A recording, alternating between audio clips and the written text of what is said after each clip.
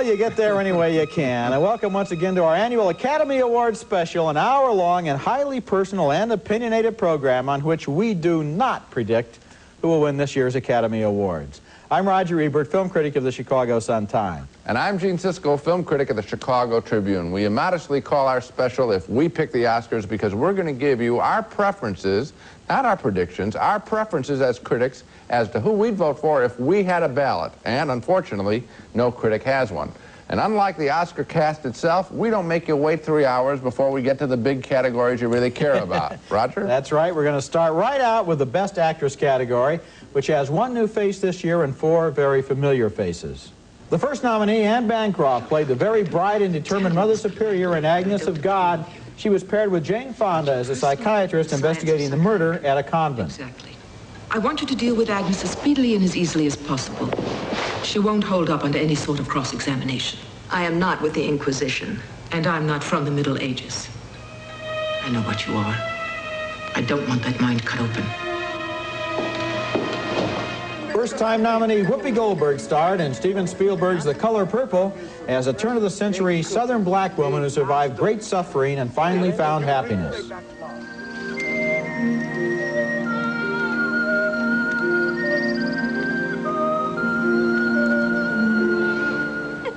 Jessica Lange was nominated for Sweet Dreams, where she played country singer Patsy Cline, a small-town girl who thought she could sing and who went all the way to the top before her tragic death.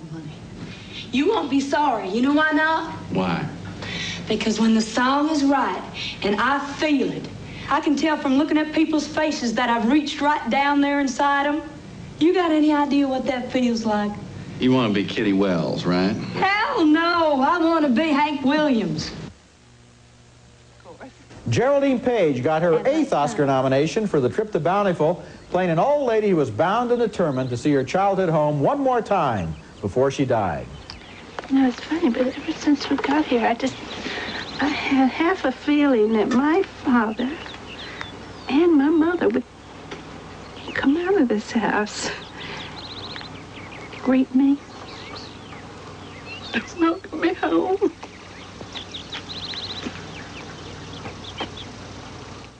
And Meryl Streep was nominated for Out of Africa, where she plays Danish writer Isaac Dinesen in a love story about a woman making a life for herself on a coffee plantation in East Africa. You would come and go from my house. If that's all right. When the gods want to punish you, they answer your prayers.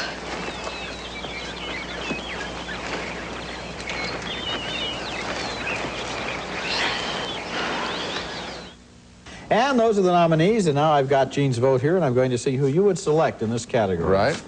And your choice would be Whoopi Goldberg for Best Actress from The Color Purple. Why don't you look at my ballot there? Okay, let's see if I can find it. Here it is. Oh, Roger, you're getting smarter and smarter on the show. Right. You pick Whoopi Goldberg, too. That's right. I pick Whoopi Goldberg, and my second choice, it's a close call, but my second choice would be Geraldine Page, who I think gives a very full performance in most every scene. But Whoopi Goldberg touched me more deeply with short, perfect bites of emotion and expression. She made the much-abused Celie come alive with all of her vulnerability. Now I'm going to tell you in narration exactly why I think this performance is so good. Here's the scene where she is about to meet the woman that her husband really loves. And she has mixed emotions here. She feels she's been told that she's so ugly so long, and we can see the pain, and yet at the same time she's got this competing emotion which she's trying, like any other human being, to make a good impression. There are 2 emotions in her at this moment, one of anger and one of attempted pride, and Whoopi Goldberg is presenting both of those emotions in this scene beautifully. This is a very fine, modulated performance. Fix up the spare room. I can't move. I can't move. I need to see her eyes. I feel like once I see her eyes, then my feet can let go of the spot they're stuck in.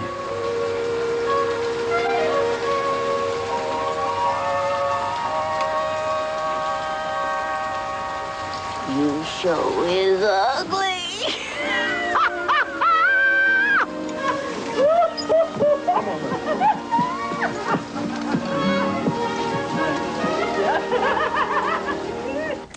Well, I can't say anything more than that. This is a first-time performance, as Roger mentioned. There's not a mistake made in it. We care deeply about Celie, have to give credit to the director who directed her, Steven Spielberg, but boy, she sure came prepared to work on this film. Rod, why'd you vote for her? I agree with you, Gene. I think it was a great performance. And what's interesting to me is that Whoopi Goldberg only had a background on stage doing her one-man shows, and before that she was doing stand-up comedy. Frequently, people with that kind of a background go over the top in film. That's correct. They act too hard. That's Here, right. what's important, because she is for so much of her life the victim, the person who is told how to behave and what to say and where to sit and what to do, she plays down, and yet at the same time we get this enormous feeling of strength inside her, this personality that at the end is triumphant. And to modulate that, you use the word, to modulate that so that at the end it's all there, is a great achievement, and it's a great performance. It'd be my selection if I had a ballot tomorrow. Okay, coming up next, our selections for the best song.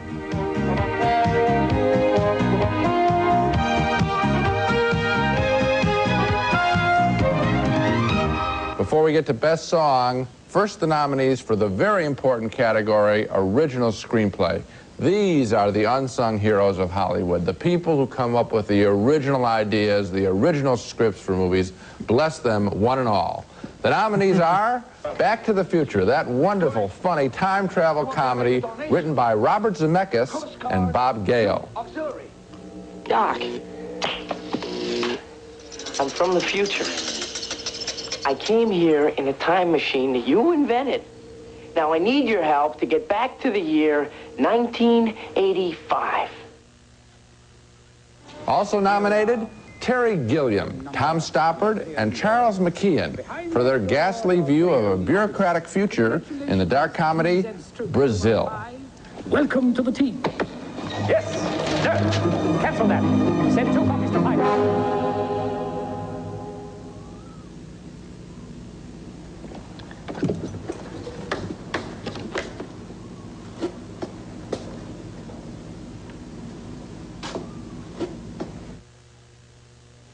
Also nominated from Argentina, the heartbreaking political drama The Official Story, written by Luis Puenzo and Aida Bortnik, the story of a woman who adopted a baby illegally. Heifel se llamaba el médico, Heifel. No me acuerdo, Alicia. ¿Cómo cree que me acuerde? ¿O no te vas a acordar del médico que te dio a Gaby?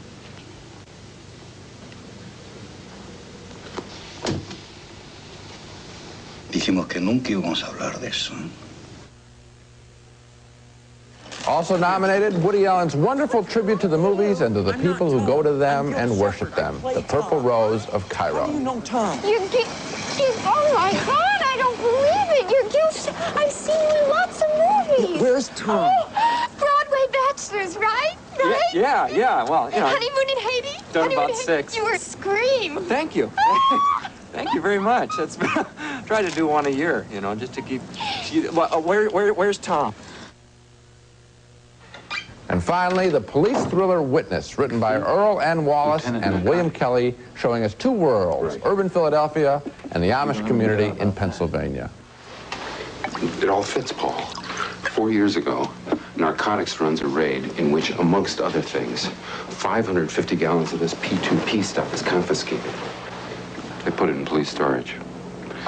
Philadelphia supplies all the major cities in the country with speed. They need this P2P stuff to make the speed. 5 very good scripts. Now let's take a look who Roger voted for. Best original screenplay from Argentina, The Official Story. That's right, Gene. I thought it was it was original in the best sense of the word original, and that it came up with a story that wasn't recycled out of lots of other movies. And your vote for the best original screenplay is also The Official Story. So it shows you have very good taste. Thank you. The Official Story was a movie that told a story that was kept a very dark secret in Argentina for many years. The story of what happened to thousands of political prisoners who disappeared from their everyday lives, many of them never to be seen again. The movie tells the story from the point of view of the rich wife of a high-ranking executive, a woman who deeply loves the baby daughter she adopted 5 years ago, but now she's visited by an old friend in this scene, a friend who was a prisoner, and she learns that her baby may have been stolen from its real mother. Estaba lleno. A veces era difícil saber si era yo la que gritaba o los otros. Había mujeres embarazadas que perdían allí sus hijos y otras que se las llevaban, pero volvían solas. Porque al chico se lo daban esas familias que los compran sin preguntar de a dónde vienen.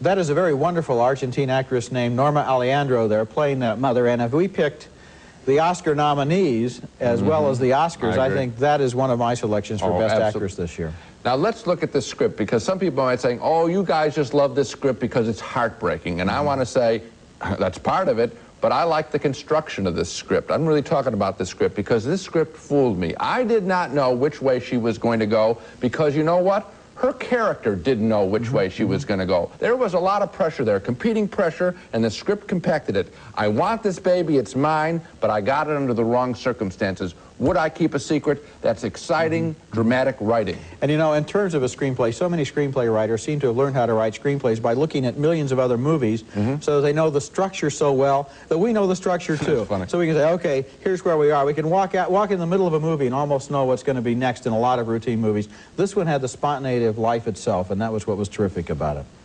Our next category is for the Best Original Song, and it wasn't too many years ago that Gene and I were singling out this category for some of our selections for the worst nominations of the year, because the songwriters branch of the Academy was operating like a private club nominating its own insiders. Well, I think you're about 60% right, because there were 3 of the 5 songs that I actually had heard of, but when the nominations list came out, that's usually about 3 more, as you said.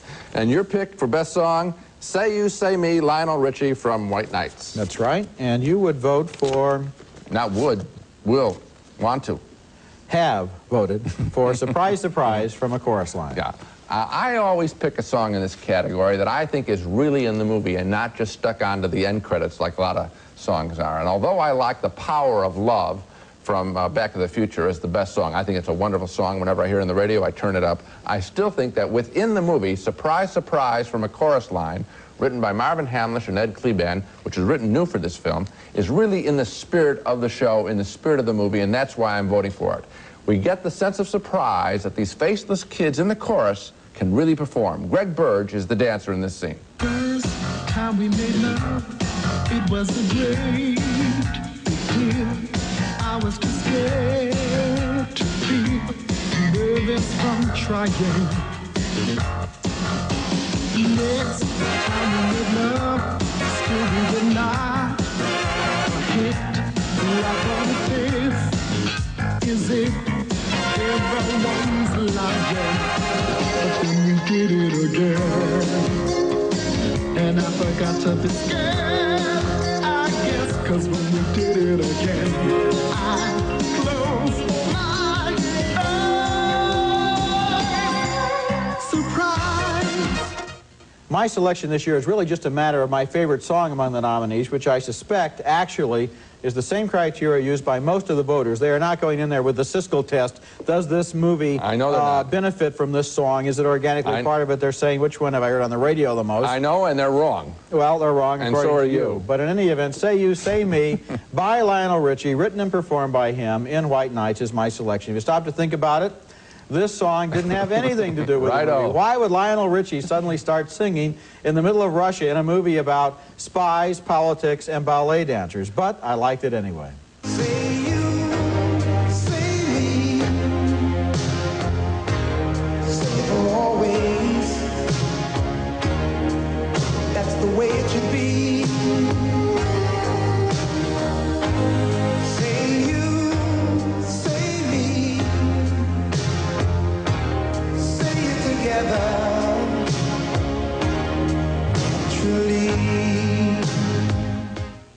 Now, you might have noticed one item of interest in both of the song excerpts that we just showed you.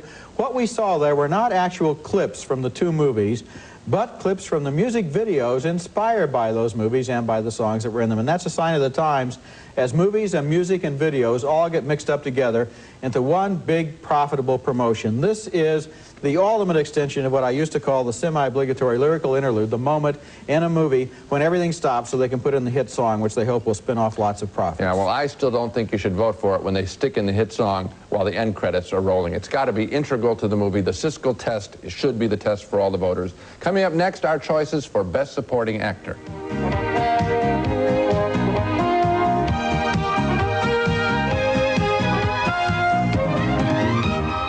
Special edition of At the Movies. We're making our personal Oscar selections of who we'd choose if we were voting for the Academy Awards. And they won't let us. I wish that I had a ballot. Wouldn't that be fun? And I could get them all right. Our next, of course, we have a show like this. Our next category is for Best Supporting Actor, and let's take a look at the nominees.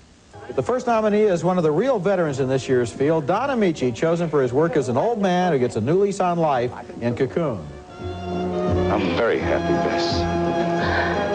Everything's happening so fast. Are you talking about last night?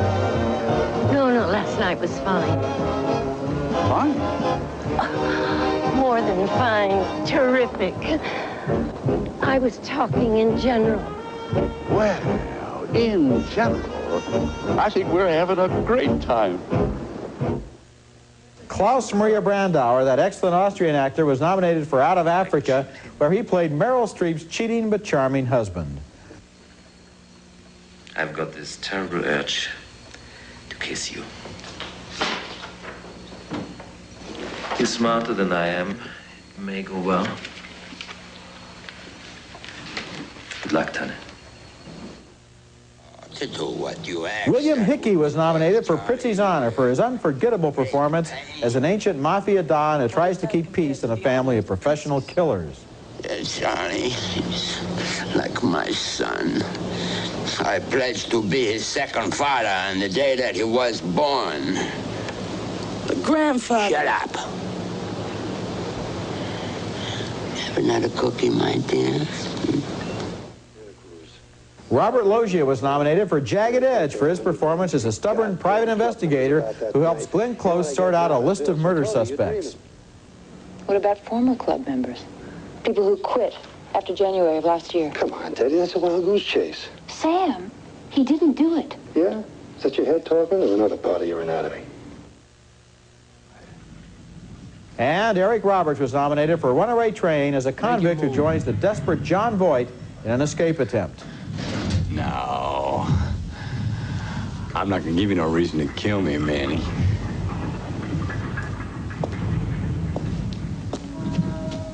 Please don't. Okay. I need some shoes, Manny. Those are the nominees, and now I'm going to check out Gene's ballot and see who he would vote for in this category. And you would vote for Klaus Maria Brandauer for Out of Africa. I came close to picking William Hickey. He was good in that film, Prizzi's honor. And you vote for Klaus Maria Brandauer, Out of Africa.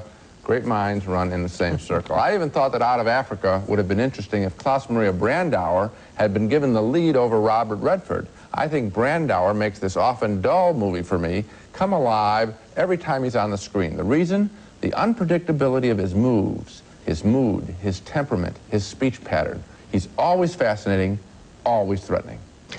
I thought you might be wanting a divorce. Has she got money? Of course she's got money. Is this important, bro? I suppose. Well, I'll have to accuse you of something.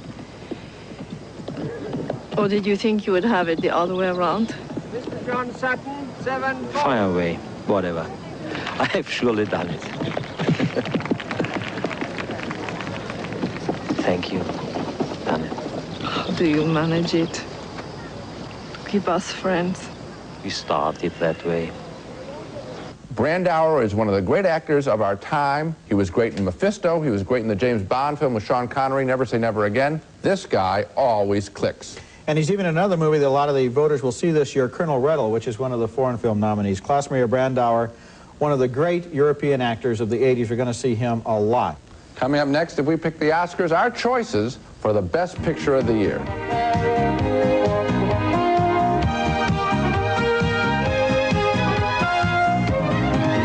For this one on our show either, and you'll notice we had no dumb production numbers at the top of the show. Roger didn't do any dancing, and neither did I. What makes you think those would have been dumb?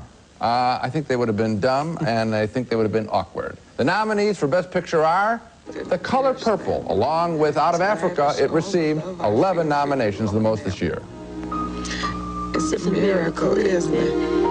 And no doubt impossible for you to believe. Olivia and Adam are with me, all growing up together, a family. Also nominated, the sexual political drama set in prison, Kiss of the Spider Woman.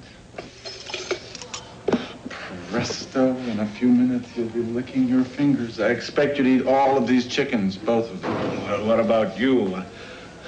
I'm not gonna just let you sit around and drool. No, I have to keep an eye on my girlish figure, at least what's left of it. Not yet, that's for dessert.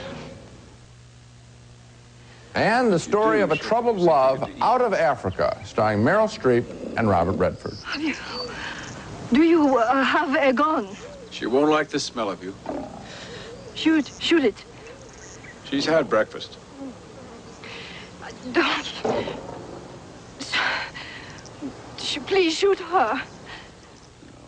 Everybody's always falling. Also nominated, the mobster and domestic black comedy Prizzi's Honor, a wonderful film starring Kathleen Turner and Jack Nicholson.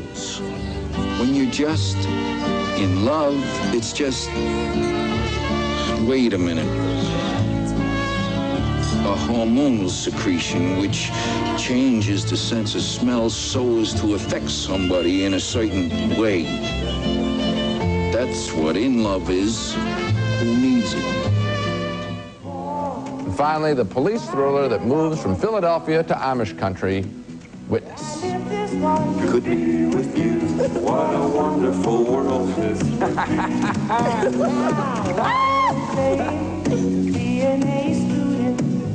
But I'm striving for maybe by being an A student, baby, I can win your love for me.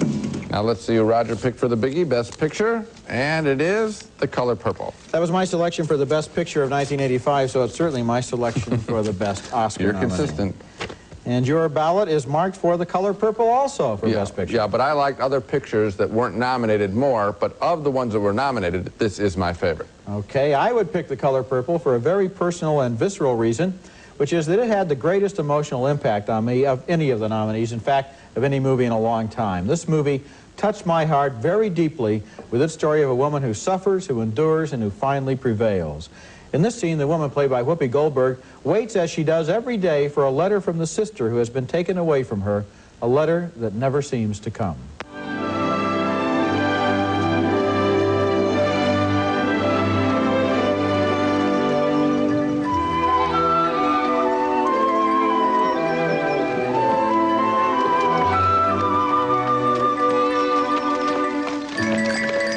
Morning, Mr. Humphrey. Mr. Johnson? I brought you some fresh baked cookies made in my stove. Well, thank you. Now, they look You can bring the plate back tomorrow.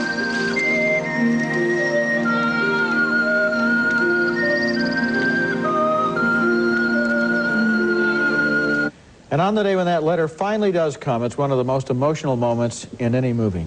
That moment, and of course, the moment of reunion at the end of that film, that really got to me. Our next category is Best Director, and usually the same 5 men who direct the 5 nominated pictures are nominated by the 230 members of the director's branch of the Academy. But not this time, as everyone knows, because instead of Steven Spielberg being nominated for The Color Purple, the Japanese master Akira Kurosawa was nominated for Ran, his magnificent adaptation of the King Lear drama.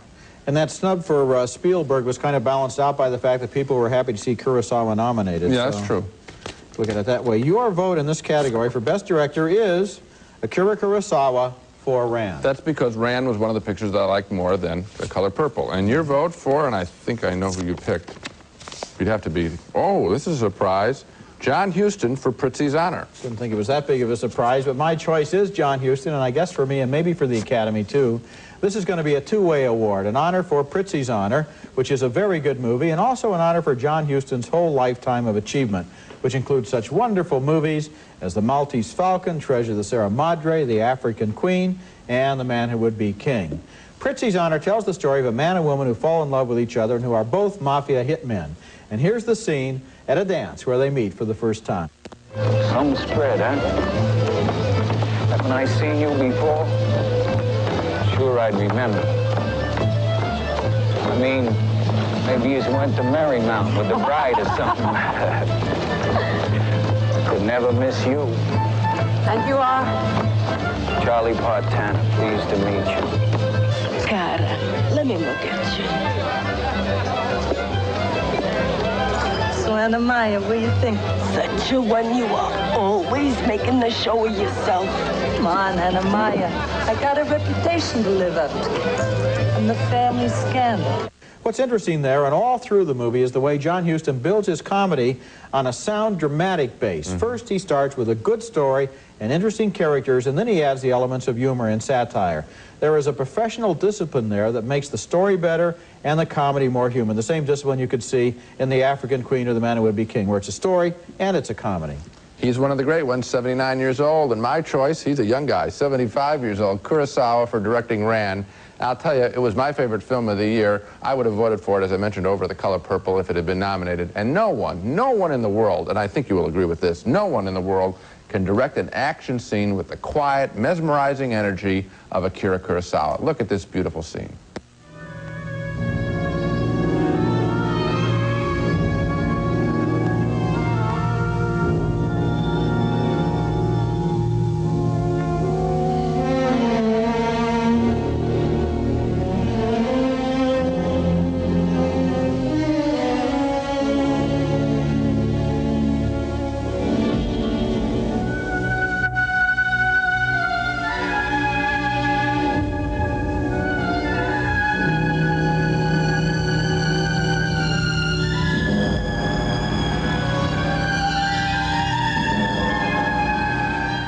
The amazing thing is this man knows the power of quiet. The quiet of a battle scene can be more deafening than all the noise. And also, one thing you can say about both Huston and Kurosawa, they've directed so long, they've lost patience with redundancy. They know what to leave out. There's not a wasted shot in most of their films. Next on this special program, who we'd pick if we could pick the best supporting actress.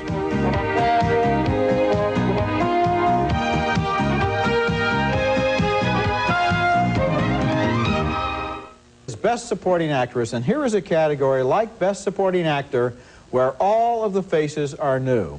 None of these performers, these 10 actors and actresses, has ever been nominated before, and for one of them, Oprah Winfrey, the nomination came for her very first movie performance. Let's look at the nominees.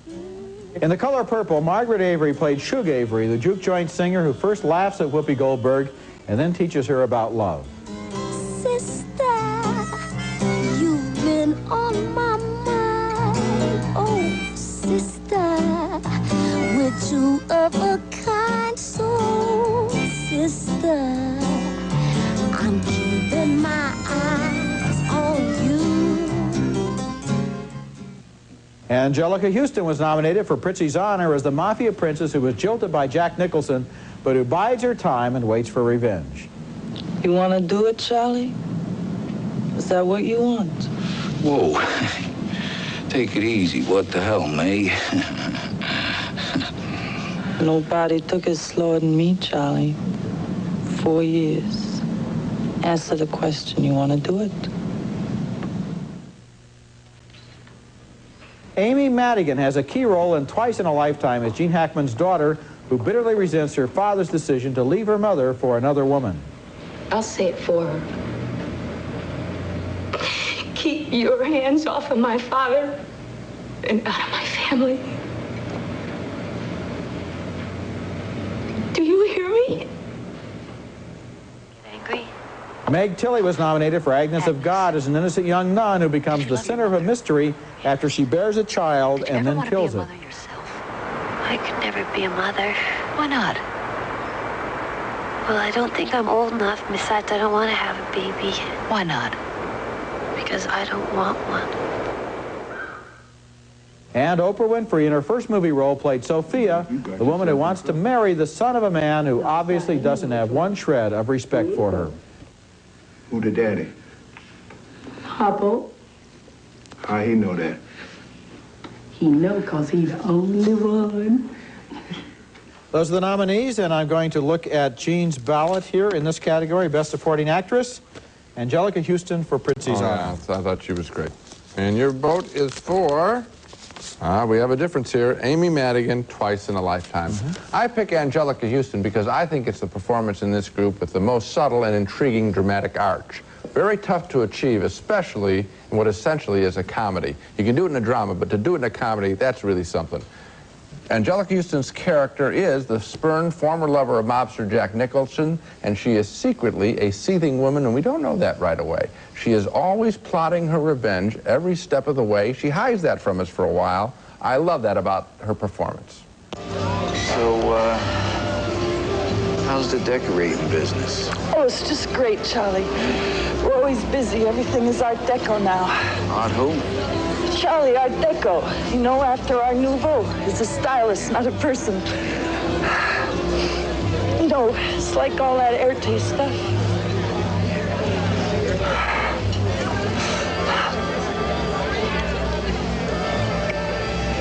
Damn. What's the matter, May? I should have known to stay away. What happened? I went to say hello to my father. He called me a whore. We talked about the final scene in The Color Purple. The final scene in Prizzi's honor, as played by Angelica Houston, is one of the great movie scenes of all time. And of course, for the Academy Awards, it gives you a great bit of Academy symbolism, because 39 years ago, John Huston directed his father in Treasure of the Sierra Madre, who won an Academy Award. Now, here he's directing his daughter, almost 4 decades later. I hope she wins. Well, my choice, though, would be Amy Madigan, Gene. And this was a difficult choice in this very talented field, but I would vote for Amy Madigan because her performance was not only brilliant, but was central to the movie. She was the character who held together the two sides of the story in Twice of a Lifetime, who stood up to her father after he decided to leave her mother for the woman that he had met down at the corner bar. Here Amy is in a key scene with Gene Hackman and the other woman, Anne Margaret. In case you forgot, this is my mother. What do you mean by that? Your wife. That's what I mean by that. Well, I sure as hell know who my wife is, yes. I'd sure in hell like to know who this is. Well, that's Miss Manelli, in case you're interested and it's any of your business, which of course it is not. Which I'm here to tell you it is. The anger that comes out of her character there is interesting because it's anger directed both at her father and also at herself, because she realizes that in her life some of the same themes are likely to take place. I think she did a very good job, Roger, but I'm going to disagree with you. We often disagree on the show. I think that Houston's performance is better because I think there are more shadings to it. Madigan is one-note anger, done beautifully, but Houston, she's all over the emotional map. I totally disagree with you. You've forgotten, for example, about the quiet scene she has with her sister, Ali Sheedy, in the movie, or the confrontations with her husband, the young man who is kind of following after her father. I think Madigan has just as many emotional shadings as Angelica Houston. Well, coming up next, another important category, Best Actor.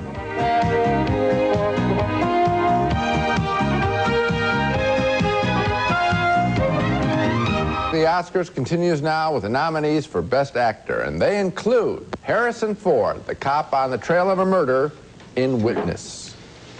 Come here, Samuel. Sit down. This is a loaded gun. This is very, very dangerous. Never, ever touch a loaded gun. James Garner, the most eligible bachelor in town in Murphy's Romance. Well, I've known some of you since I was a boy in this town. I kissed Margaret there out behind the barn when I was 8 years old and learned some of the possibilities of life. I got some of Freeman's blood in me and came up with a pint or two when I needed it. My friends have overlooked my shortcomings, seen me through some dark days. Wait. William Hurt as the homosexual imprisoned in Kiss of the Spider Woman. Look, I don't explain my movies. It just ruins the emotion. This must have been a Nazi propaganda film done during the war. I don't know. That's just the background. This is where the important part begins, the part about the lovers. Jack Nicholson, the thick-headed but romantic mafia hitman in Prizzi's honor. How can I live with this? I gotta do something about it. I gotta straighten it out. Then do. Do what? Do I ice her? Do I marry her? Which one of these? Finally, John Voight, a hardened convict on the run again in Runaway Train. got real guts. Well, guts that brain. What did you say? No brains, no brains. That's mean. That's the truth. And now, Raj, your vote for Best Actor? Jon Voight, Runaway Train. Kind of a surprise, I suppose. Yeah, but to me. That was my final decision. And you select Jack Nicholson in Prizzi's honor, which is not a surprise. I pick him every year. Okay, my first inclination in this category, you picked Jack Nicholson in years when he wasn't nominated. You better believe it. My first inclination, I have to admit, was to go with either William Hurt or Jack Nicholson. But then the more I thought about Jon Voight's performance, the stronger it began to seem to me. Here was an actor playing completely against type, playing a kind of role he had never played before, a savage, angry, escaped convict whose protest is not only against the society that locked him up, but also against the very rules that govern that society and indeed the entire universe. Here is Voight on board a runaway train that is hurtling across Alaska, giving an impassioned defense of what he believes in. You listen to me! And when that man walks in at the end of the day... Now, they're hurtling in a train that's going 70 miles an hour across the frozen Alaskan tundra, and he's not even looking outside. He's not even aware of what's happening outside of that train, because in a way his whole life has been like this. Closed up in a little prison, now it's a railroad cab. Before that it was a prison cell, hurtling out of control into a destination that he doesn't know. And look at those eyes. Look at that finger pointing. Look at the energy and the anger and the savage, almost vicious energy that he's bringing to this speech. This is a Jon Voight we've never seen before. This is not the gentle, laid-back, philosophical Jon Voight that we've seen in movies like Conrack. This is a Voight who is filled with anger and with a very fundamental rage against the universe, and it's one of his greatest performances. Until you get that shining clean. And on Friday, you pick up your paycheck. And if you could do that, you could be president of Chase Manhattan Corporations. If you could do that. No question, that is the best scene in that movie. Now, my choice is Jack Nicholson. I don't know another actor who could make this material so watchable. With his charm, his joy, his mischievousness, it infects the entire movie. I feel like I'm drowning or something. I mean, I covered up the Vegas scam to protect her. That's what I thought we did for our women. How can that be a sin against honor? Huh? She is a hitter and a thief. You must give her to us. What is your answer? Here is an amazing decision he has to make. He's been told that these mobsters want his permission to kill his wife.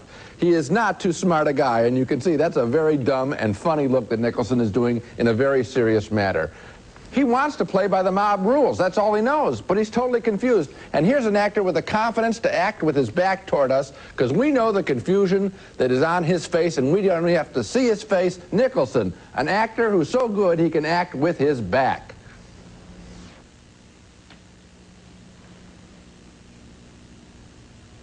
Family is the only place I can be. I know that. He's my favorite. Those expressions on his face, fabulous.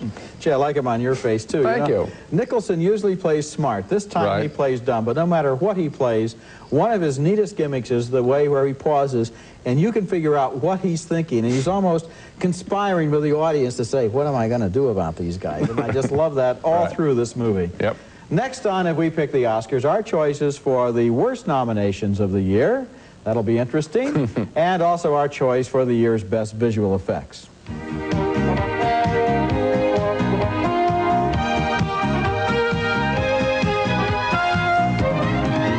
11:30 and 10 p.m. only on Channel 11. In a moment, we'll be giving our choices for who we feel are the year's worst nominees, or at least the least deserving nominees. That's always the most popular part of the program in some circles. Our circle. And the least popular part of the program in certain other circles. Hollywood and New York. Certain of the nominees. But first, the category of best visual effects. This is where the movie magicians do their work, asking us to believe that we are seeing the impossible. And let's look at our choices. Gene, in this category, you would vote for Young Sherlock Holmes, a movie produced by Steven Spielberg. Yeah, I wasn't crazy about the movie, but I did like the visual effects, as did you. Best visual effects, Young Sherlock Holmes. Now, there were some very special visual effects this year, effects that left us scratching our heads, but Young Sherlock Holmes, I guess now in both of our views, leads the nominees. Here are some reasons why.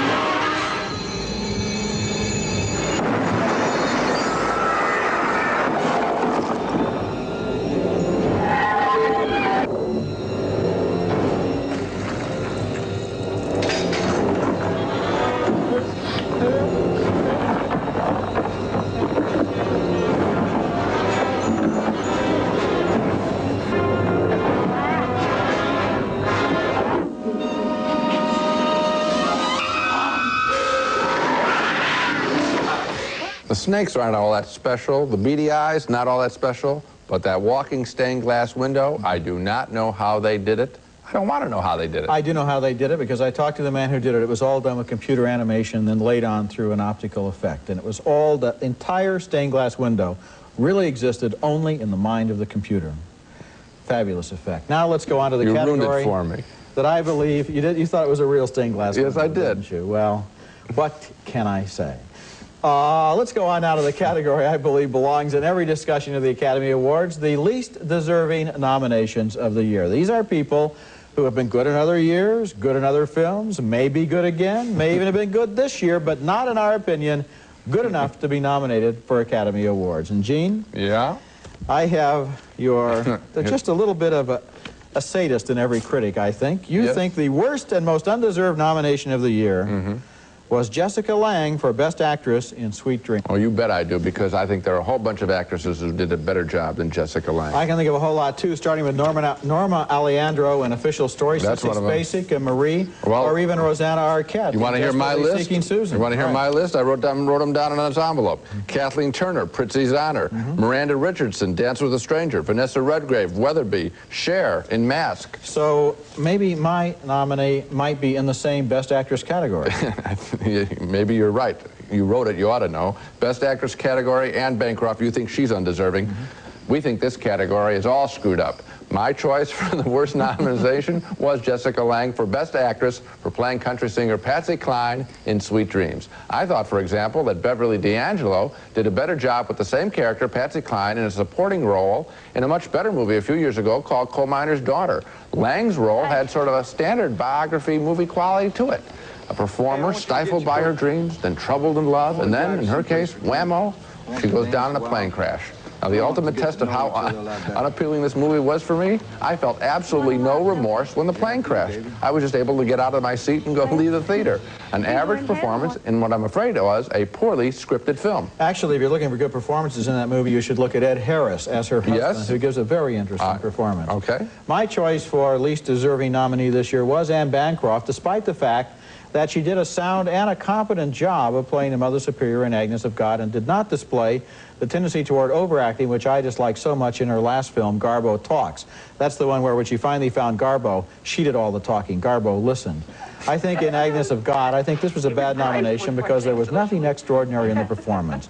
No dimensions that we discovered about this character that were not there right from the beginning. Somehow, an Oscar nomination should be for work more original, more compelling than it was in this film, and not just for good professional work in a fairly standard way. I think that's important. In both of these cases, these actresses, I don't think, were given enough of a script. That's right. To really do anything special with, and I think that they got nominated probably because they are very popular human beings out there. They're nice people, but the scripts weren't there, and these other people that we've named gave performances of their career, and they were ignored. So maybe what we're criticizing here is not Jessica Lange and Anne Bancroft in a way for what they did, because they did what they could, but what we're criticizing is the Academy for not looking a little bit harder and doing its own homework and saying, let's look at some more movies, let's reach out a little bit and find that deserving person who's really made a personal breakthrough. Norma Alejandro had to be nominated, and I say Vanessa Redgrave for Weatherby, that is a magnificent performance. These are in another class than these other performances, and it's in the scripts. That's it for our choices, and not only our choices for the ones we would pick, but our choices for the ones that we wouldn't pick. We'll join you March the 24th watching the Academy Awards to see how those 4,100 real voters made their selections. And until then, we'll see you at the movies. Raisinets and Goobers are playing everywhere, starring plump, juicy raisins and great golden peanuts. Both now feature creamy Nestle milk chocolate. Curel Moisturizing Lotion. Most women agree Curel ends dry skin. Demand the best from Star Bronze. Real wood, the natural tone exterior wood preservative for beautiful wood that lasts, prolongs life for wood.